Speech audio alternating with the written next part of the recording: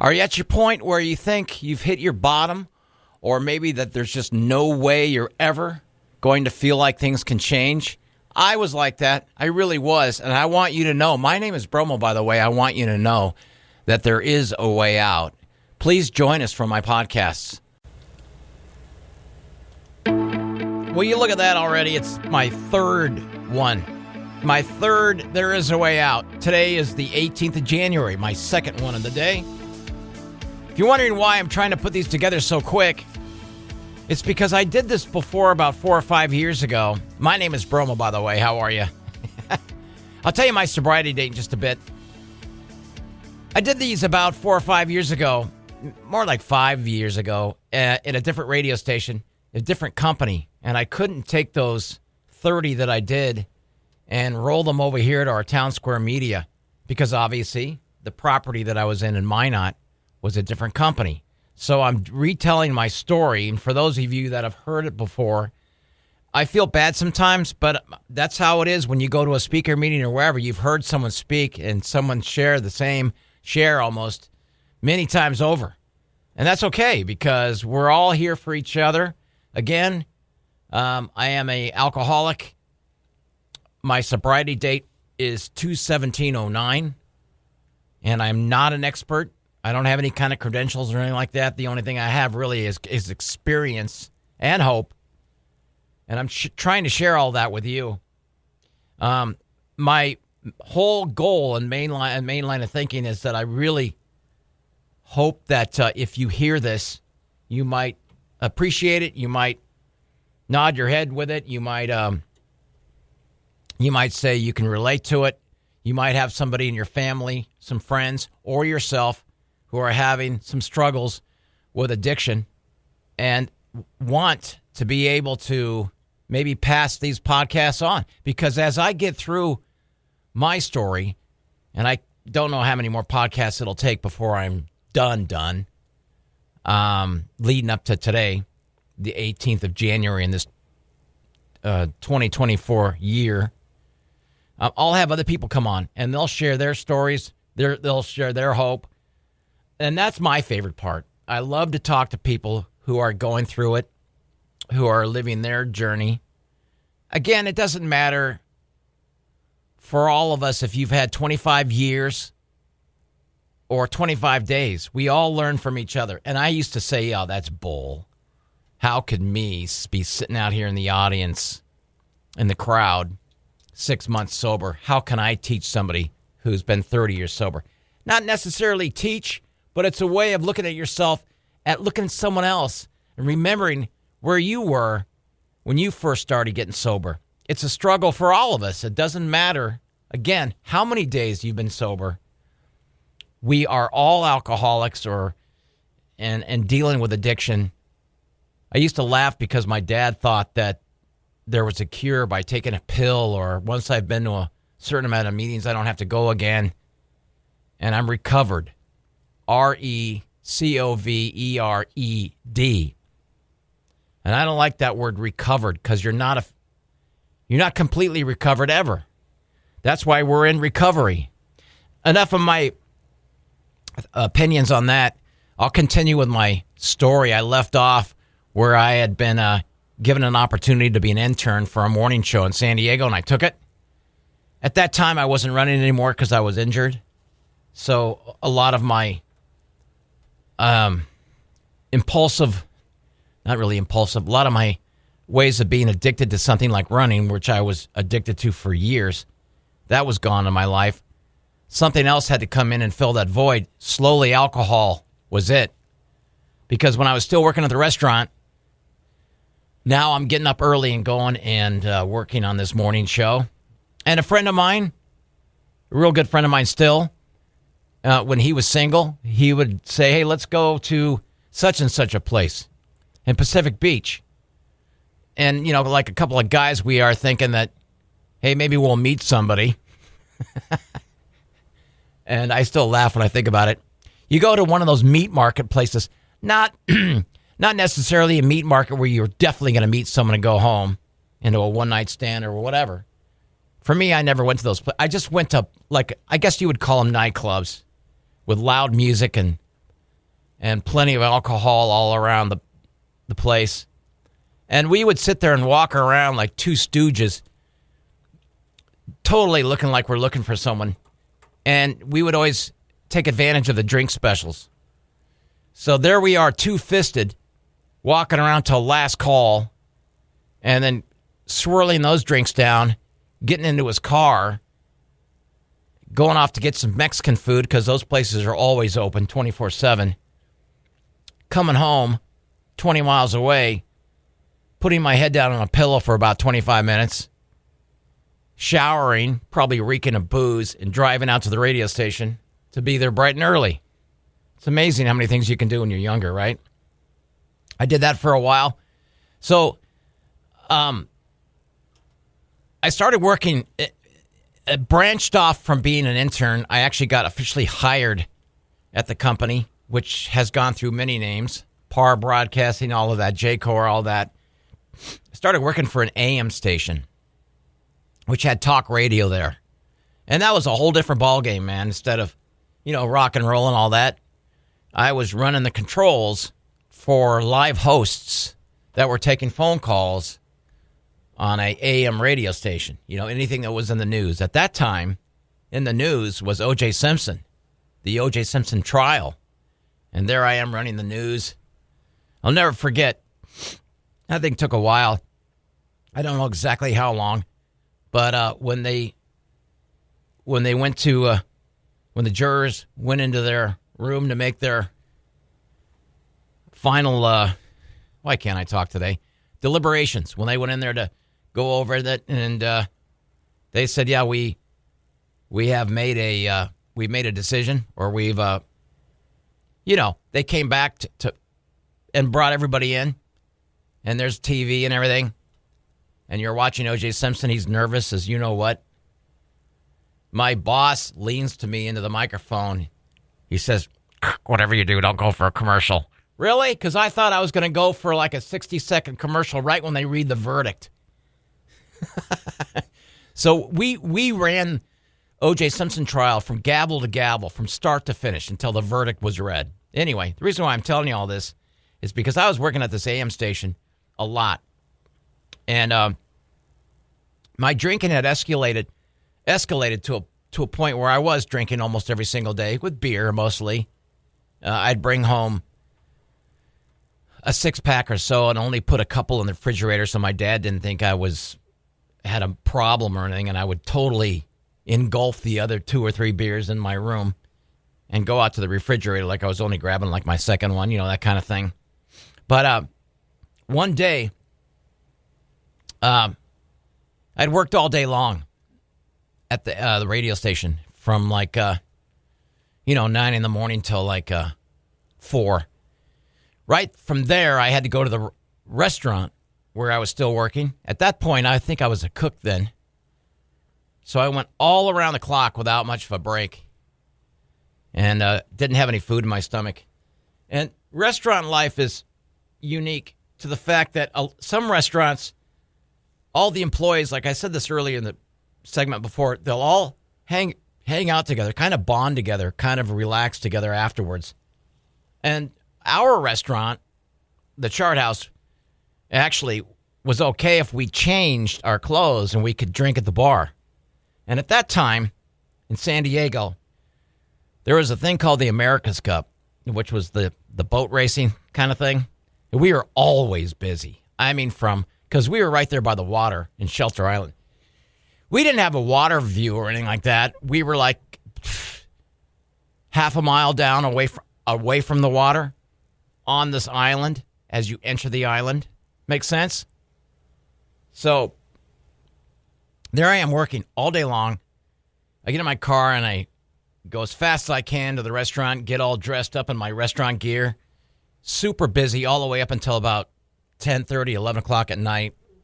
People are finally leaving the restaurant. We're kind of relaxing up at the bar. The bartender's giving us drinks and stuff. And one person says, "Hey, have you ever tried a mind eraser?" I go, "Well, I don't know what that is, but it sounds kind of scary. What is it?" And I'm looking over, and the bartender nods to the other guy because he knows what it is. And I can't even tell you to this day what it is. There's several shots rolled into one. Let's just say that Mind Eraser fits the name. Okay? It's that potent. I had 3 or 4 beers until I had my first Mind Eraser shot. And then I had another shot. And then I don't remember a thing. And this is the scary thing. Apparently some of us helped walk the bartender out to his car because he was trashed as well. And from there, I had to drive 20 miles home in my little red Nissan Sentra. And what I remember is this, a smash against the side of my car, and I remember a huge gust of wind on my face. And that was it. What happened was, from somewhere between the restaurant and my house, first of all, I ran into a light pole because there was a huge indentation, if I said that right, probably didn't, in the front of my car, like I blew out a headlight. So I don't even remember doing that. On the highway, freeway, we call it in San Diego, freeway. On the freeway, I sideswiped somebody. And that was the noise that I heard. That's it. That's all I remember. From there, apparently, when I say apparently, this is what happened to his statement. I got off the highway trying to lose this guy, the freeway. He followed me. He got my license plate. And I got back on the freeway, made it home. Now, the guy that I hit was probably the nicest guy on the planet because all he did was take my information down as far as my license plate. And I guess he called it in later. I got home like around 3:30 or so, is what I imagine. My dad walks into my room to see if I want to go out for coffee. And my dog's on my bed and I'm on the ground. And he smells alcohol all over the room. Bromo, get up! What did you do last night? And I don't remember. He walked out. He saw my car for the first time in the driveway. He came back in, grabbed my keys, and split to go have coffee on his own.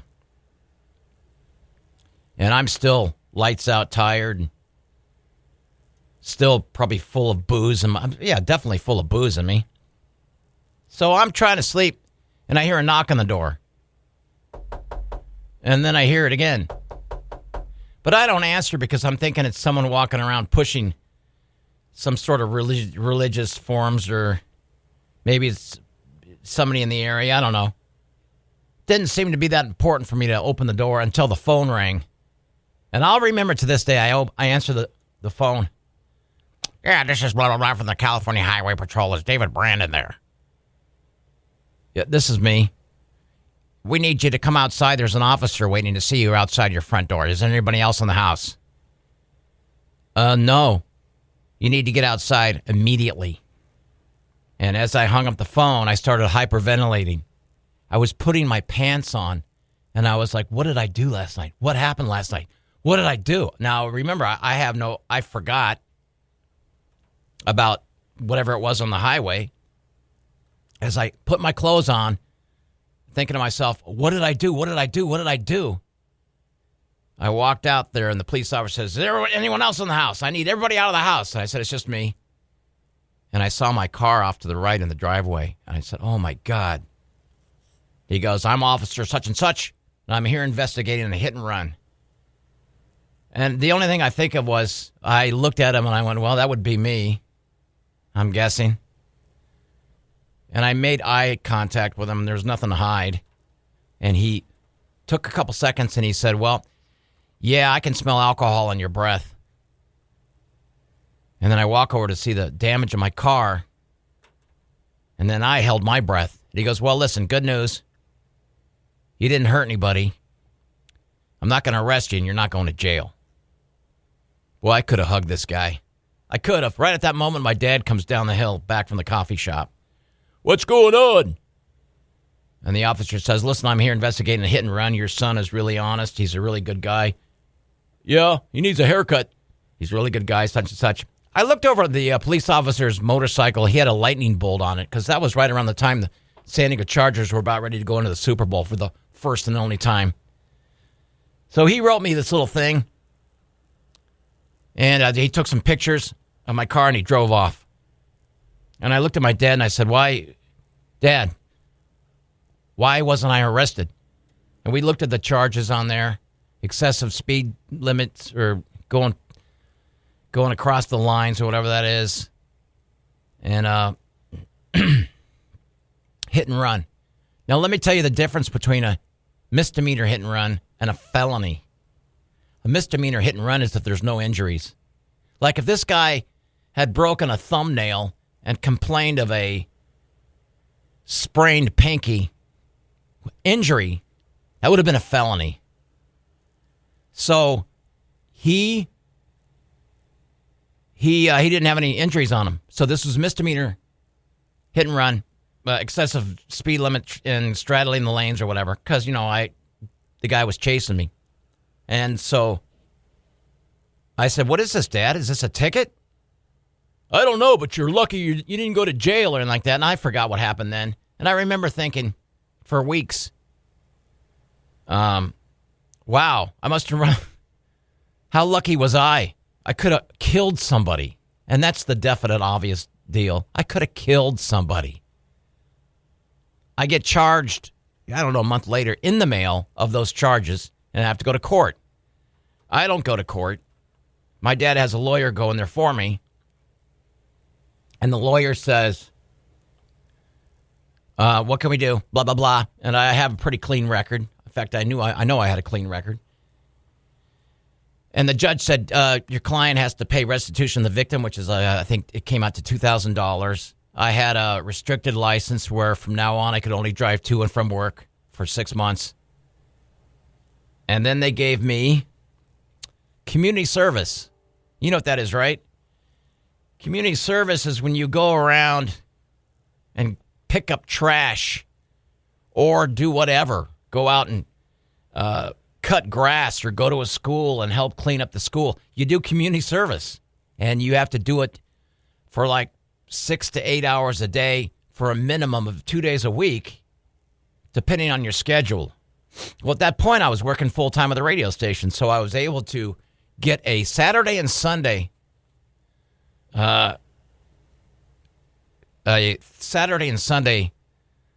deal where I could go out and do my community service. Problem? The first day I was supposed to show up, I got scared. I didn't know who I was going to see out there. I mean, this was a mandated deal where I was supposed to show up at this place. I actually drove my car by and I looked over into the parking lot of all these people that were there to report to their community service, and they all looked mean and tough. And I'm a radio guy, remember? I didn't show up. And I just got scared. I thought, uh-oh. Dude, it says right there you got to show up. I didn't show up. I blew it off. I had a girlfriend at the time. Shocker that may be, I know, for all of you listening. And so she and I were going out. And I remember when I was staying over at her house quite a bit, my dad called me like about a month later after I was supposed to show up. Bromo, what? You got a warrant out for your arrest? Yeah, he opened my mail. And sure enough, I had a warrant out for my arrest because I didn't show up. So I tell my lawyer, as my dad tells the lawyer too, of procrastination. Basically, I was being an idiot. So my lawyer goes back in and goes, look, what can we do? Can we get an extension? Because something came up, some extra blah, blah, blah, blah, blah. And then the judge goes, yeah, no problem. We'll give him an extension. He's got until now, until such and such, to get those 30 days done. Perfect. At this point, I said, look, now you better drag your rear end in there. And I did. The problem, again, was I had to go on Saturdays and Sundays. I would go on Saturdays. You know why I didn't go on Sundays? Because I had season tickets to the San Diego Chargers. My ex-girlfriend had given that to me for Christmas. So I remember when the Chargers were playing at home, and it was a Sunday, and my girlfriend would say, don't you have community service today? Oh, no, it's a holiday for community service people. I forgot to tell you that. Oh, it is? Yeah, so I can go to the game. Whee! Went to the game. Well, I made a pattern of coming up with excuses why I didn't have to go. Oh, we don't have to go to community service tomorrow. Why is that? Because the head of community service, it's his birthday, and he gave us all the day off. Oh, that's great. Let's go to the game. Well, here's the problem. I only finished half of what I was supposed to have done by that due date. So, 3 weeks later, same scenario. I'm at my girlfriend's house. My phone rings. Bromo, you got another warrant out. Uh-oh. This time it wasn't good. This time I told my lawyer about the warrant. He goes, I got to tell you, man, there's not a whole lot I can do in this case. Because here's the thing. People in law, courts, systems, judges, they don't like it when you snub your nose at them. In other words, they want you to finish what they tell you to do. There's a reason for that. So my lawyer, and I wasn't there. I've never been for those things. I always had him go. My lawyer showed up, and the judge goes, what's this? Blah, blah, blah, blah, blah, blah. He goes, 6 months county jail. And my lawyer, thank goodness, got on his knees and did whatever pleading he could. Look, I know my client really messed up. He really procrastinated, so much so that he's an idiot. What can we do for this guy who needs a haircut, who's a goofy-looking radio guy, who works at a restaurant?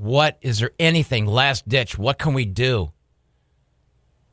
And the judge goes, well, there's one thing. I'll send him to work furlough, and if he doesn't complete that, I'll send him to prison for over a year. Now, work furlough is a place where it is like jail. It's a minimum security place. You show up, you grab all your stuff, your clothes, all that stuff.